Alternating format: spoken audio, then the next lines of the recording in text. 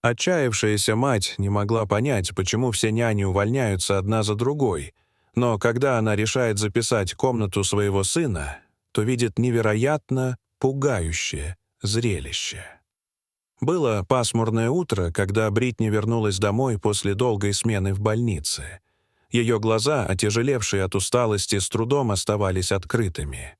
Она провела ночь, ухаживая за пациентами, погруженная в лихорадочный ритм, известный только врачам. Измученной женщине хотелось просто лечь и закрыть глаза, отвлечься от мыслей и вздремнуть.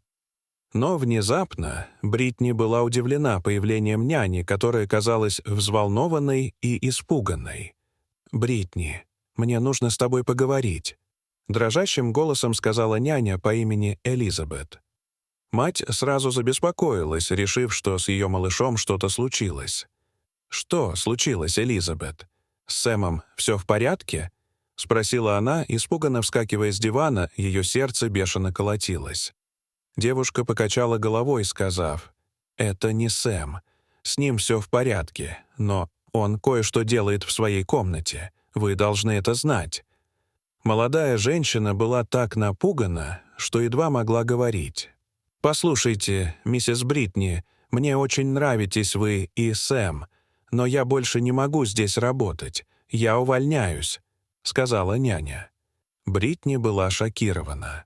«Опять?» — подумала она. «Что вы имеете в виду, Элизабет? Почему вы увольняетесь? Расскажите мне, что произошло сегодня вечером», — настаивала Бритни. Няня, уже собиравшая свои вещи, заколебалась, глядя вниз, как будто даже она сама не могла поверить в то, что говорит. «Не только сегодня, мэм. Каждую ночь. Это странные вещи. Вещи, которые я не могу объяснить. Все, что я знаю, это то, что я больше не хочу здесь работать», — объяснила няня. Бритни почувствовала холодок на шее и растущее чувство беспокойства внутри себя. Стоя в дверях, молодая няня сказала: «Я действительно не знаю, как это объяснить. Слышны какие-то звуки, движения. Я чувствую, что мы не одни в комнате. Мне действительно жаль. Я надеюсь, ты найдешь кого-нибудь другого. До свидания». И она ушла, оставив мать стоять там, беспомощную и совершенно сбитую с толку. И Элизабет была не единственной. Все последние 5 нянь, которых женщина наняла для присмотра за своим ребенком, уволились по той же причине. Бритни, задыхаясь от гнева, грусти и некоторого страха, встала и направилась прямиком в детскую. Когда она вошла в комнату, все было тихо и мирно, совсем не так, как говорила няня. Ее сын спал так крепко, как только мог. Ей нужно было время, чтобы понять, что происходит. В ее сердце начал закрадываться страх не только за безопасность сына, но и за неопределенность необъяснимого. Поэтому она отправилась в свой кабинет. Она села за ноутбук, решив просмотреть записи с камеры, которую она установила в комнате сына, чтобы наблюдать за ним ночью. В конце концов, после того, как уволилась 5-я няня, она решила раз и навсегда выяснить, что происходит в комнате ее сына. Раздался щелчок, экран засветился, показывая первые сцены, снятые прошлой ночью. И через некоторое время Бритни окаменела. Она не могла поверить в то, что видела. Женщина, не отрывая глаз от монитора, просматривала изображение детской комнаты своего ребенка. Все начиналось, как обычно. Няня укладывала ребенка в кроватку, и малыш засыпал. В комнате было тихо, тусклый желтый свет лампы создавал мягкие тени на стенах, пока все шло хорошо. Однако, по мере того, как продвигалась ночь, ситуация начала меняться. Няня, которая в тот момент уже вышла из комнаты, не видела, что происходило внутри. Камера зафиксировала приглушенные звуки, как будто что-то двигалось по комнате.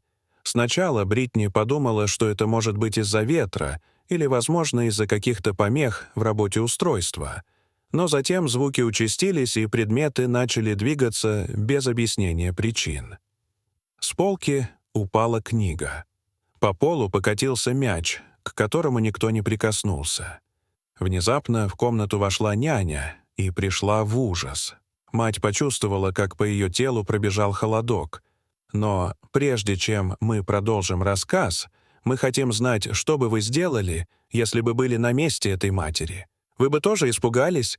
Дайте нам знать в комментариях. А теперь вернемся к истории. Бритни начала понимать, почему так много нянь уволились, испугавшись этих необъяснимых событий.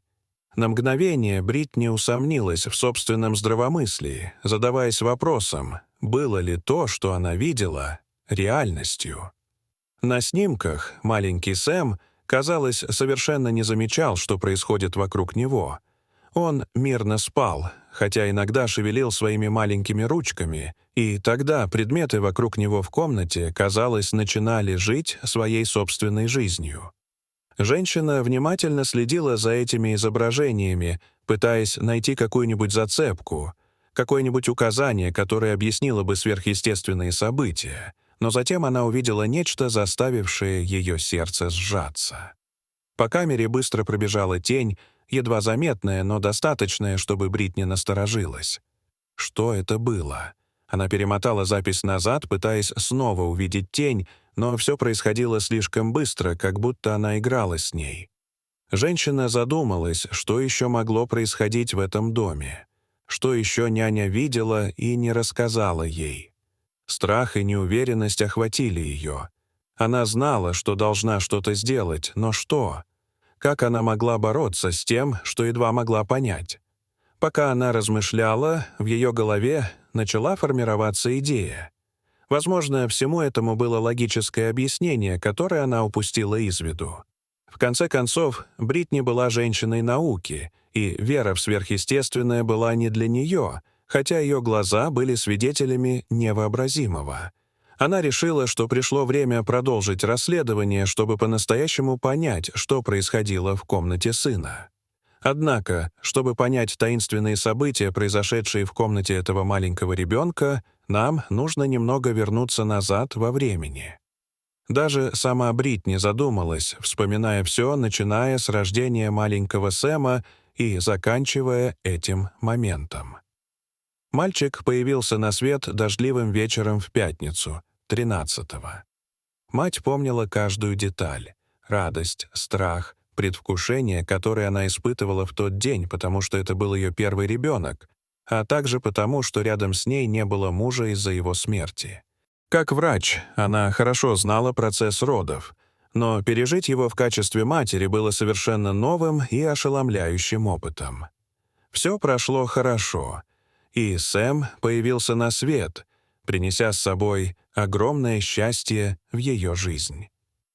Вернувшись домой с новорожденным, Бритни почувствовала, что каждый уголок в доме, который они с мужем купили, приобрел новое значение. Недавно обустроенная детская, полная игрушек и книг, ждала моментов радости и открытий. Комната Сэма, которую они переделали из дополнительной комнаты в доме, которая долгое время не использовалась, стала местом, где их сын мог играть и проводить прекрасные ночи, засыпая там.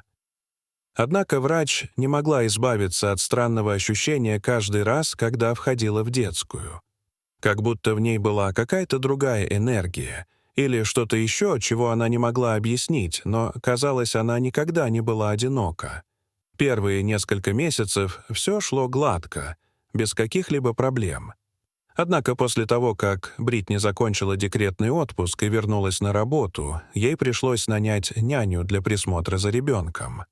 Но по мере того, как Сэм подрастал, со слов нянь, начали происходить странные события. Игрушки передвигались сами по себе, когда на них никто не смотрел. По комнате разносились необъяснимые звуки, и казалось, что все вокруг пропитано чувством беспокойства. Няни начали быстро сменять друг друга, и каждая из них увольнялась с работы, рассказывая о своем страхе и дискомфорте. Устав от всего этого, она решила установить камеру в комнате своего сына. И теперь после ухода шестой няни и получения записи из комнаты ребенка, Бритни поняла, что пришло время взглянуть правде в глаза. Однако, когда она увидела записи, женщина не смогла найти этому логического объяснения. Поэтому она решила, что сама останется со своим сыном в комнате в ту ночь.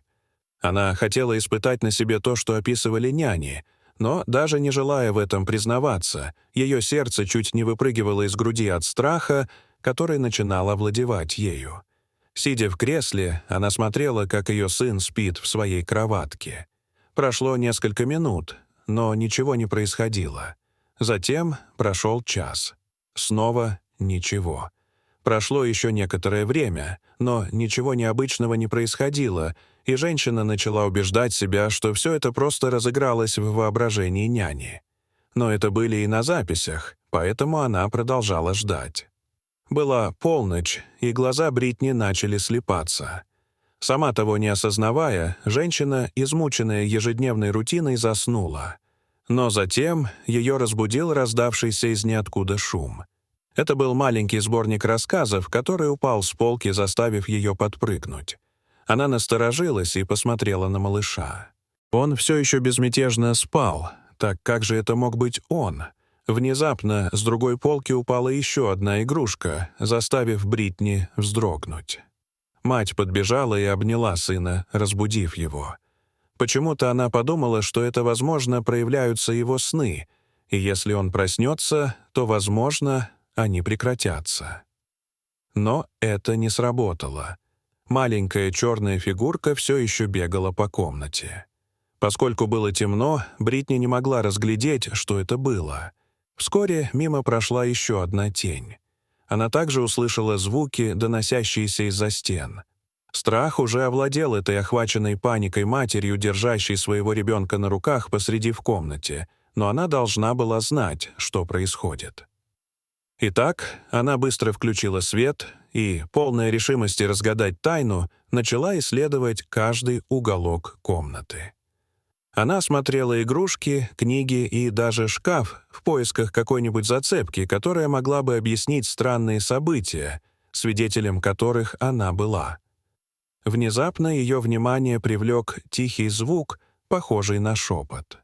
Бритни, заинтригованная, положила маленького Сэма в кроватку и побежала за фонариком. Она отодвинула комод, где хранила детскую одежду, и, проследовав на звук, женщина обнаружила небольшое отверстие в стене. Поскольку в старых домах были обои, женщина до сих пор этого не замечала, но в стене была дыра. Обои закрывали дыру, делая ее незаметной. Охваченная любопытством, она включила фонарик, отодрала один из кусочков обоев и осмотрела помещение. То, что увидела Бритни, заставило ее чуть не упасть в обморок. Она глазам не могла поверить, что именно по этой причине уволились все няни ее сына. Там, в тени, пряталась небольшая семья. Хотите верьте, хотите нет, но маленьких белок. Животные, вероятно, привлеченные теплом дома, нашли себе место в комнате малыша через это отверстие в стене. Бритни не могла в это поверить. Весь страх и таинственность, окружавшие комнату ее сына, были не более чем проделками любопытных белок. Тени, звуки, движущиеся предметы — все это было делом рук маленьких злоумышленников. Она рассмеялась, испытывая облегчение и недоверие одновременно. Правда была такой простой, такой обыденной, что казалась почти комичной. На следующий день Бритни позаботилась о том, чтобы семейство белок было аккуратно убрано, а дыра в стене заделана. Когда тайна, наконец, была раскрыта, мать почувствовала, что с ее плеч свалился груз. Белки, которые теперь бродили возле ее дома, больше не угрожали тишине и спокойствию в доме. Она улыбнулась, подумав о том, что ночью все может казаться таким пугающим, а днем — таким простым. Дорогие зрители, что вы думаете об этой истории? Расскажите, пожалуйста, в комментариях. А если вам понравилось это видео, то ставьте лайк и подписывайтесь на наш канал. До свидания.